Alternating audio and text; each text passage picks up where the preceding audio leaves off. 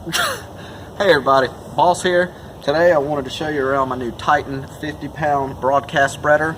I had to get this spreader as last weekend my Scott's plastic standard broadcast spreader here decided to break on me. So I'll go over the assembly for the Titan. It's a pretty big pain to put together, but I'll try to save you some time. And this is the final product right here, so stay tuned. We'll jump right in.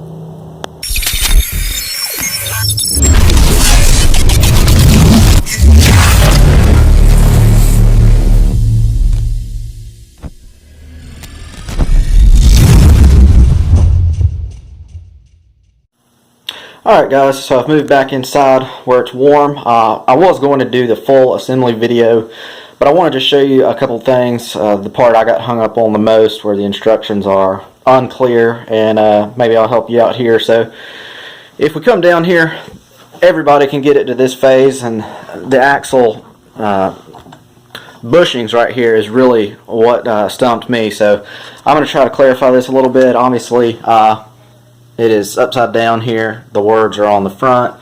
When you put the gearbox on, pay attention to this piece that says front here.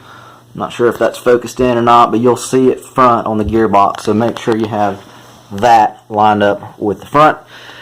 And for the axle bushings here, this piece right here, you've got kind of an inner housing and the outer housing. So make sure you have this one on like this. So there's a little piece here, a little groove that lines up to this here. I can't see it with this camera here. There it is on the underside there. So this goes in here like that.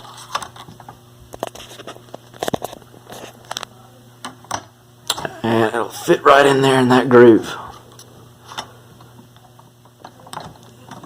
Just like that. And once you have that one on, then you can do the inner housing here that will go inside of this one. And then you will want to put the washer on. And finally you can put the wheel on.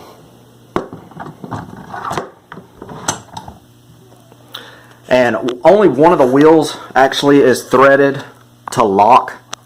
That was kind of weird to me, but the final product, that's just how it's designed and how it works.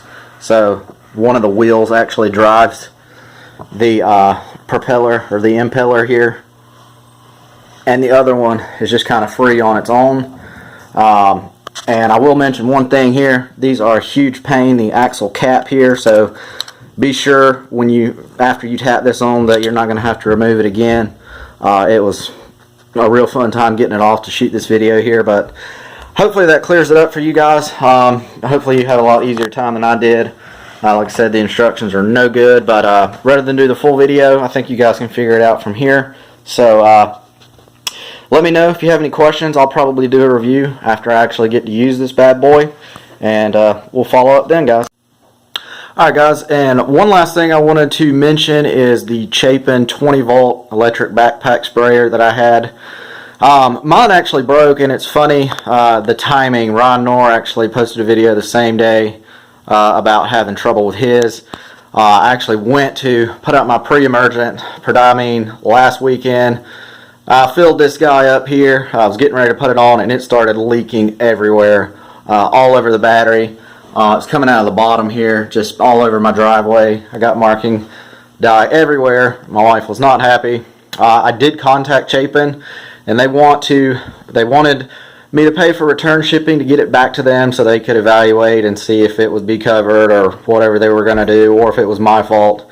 I didn't like that, so I contacted Amazon where I bought it from, and they are happy to take it back. So I'm actually getting ready to box this guy up here and ship it off to Amazon, and I will not be buying another Chapin. Electric backpack sprayers, for that matter, even scare me now. So I'm not sure which one I'm going to go with after this one. If you guys know any good backpack sprayers, please let me know here in the comments. And we'll touch here too, the prodiamine. This by far is the best pre-emergent cost-wise that you can buy as far as effectiveness, and this bottle or this jug here would probably last 30 years for me. I'm not sure the actual shelf life on the product. I'd probably have to contact Quali Pro to find out, but this stuff is plenty here, and it runs about $60. I was planning to do a half the annual rate max here, or last weekend is when I was going to do it, and then I'll follow up with the second rate in September. But now I'm actually going to use a granular product since I don't have a sprayer to get this out. I'm going to use the Titan, and I'm going to go with the Scott's Halt granular pre-emergent. I've seen Grass Factor kind of talk some about the preels and the coverage and all that good stuff, so we'll see how it works. I don't currently have many weeds at the moment, but I do want to get something out to get that barrier down. Another thing product you could use is Dimension. The active ingredient is dithiopure. On that one, it's a little bit more expensive. A lot of people use it. It has some post emergent or post herbicide abilities to it to catch crabgrass. Earlier on, it can kill off some of that. However, it's usually a little bit more expensive, but people still have good results with it. So here's just a couple more things I use, and I wanted to talk about the Chapin. So again, I would definitely not recommend this one here. I'm not sure of the other models, but the electric backpack one, stay away from this one. I hear other people saying that the pumps are failing too after not having them very long, and I actually only used this one 3 times, guys. So I ran water through it once to calibrate it. On the second time, I ran a small batch of liquid iron through it, and this would have been the 3rd time using it had it worked, but it was a dud for me. So just wanted to give you guys a heads up there, and thanks for watching this video. I hope you found some of it informative. I can't wait to use the new Titan spreader. I'll do another review after I get to use it a few times.